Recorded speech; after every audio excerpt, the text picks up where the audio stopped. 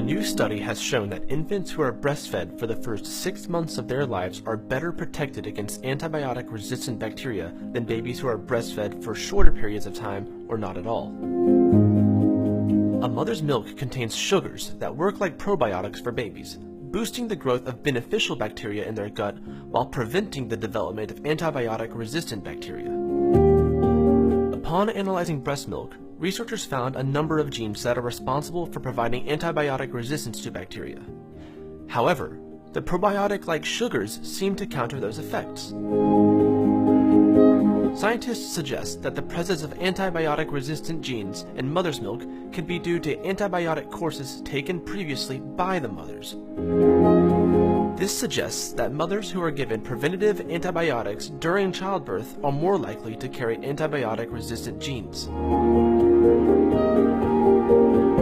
These antibiotic-resistant bacteria are called superbugs, and they are a global threat to human health.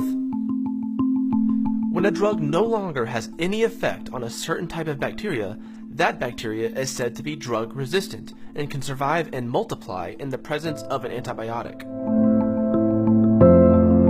Babies are at a greater health risk from antibiotic-resistant bacteria as they have a much weaker immune system compared to adults. It is estimated that antibiotic-resistant bacteria kill 214,000 infants globally every year. Breastfeeding does more than protect newborns from pathogens. It also helps boost their immune systems as antibodies are directly transferred through the mother's milk. Mother's milk contains all the essential ingredients that a baby needs for the first 6 months of life, and all in the right amounts.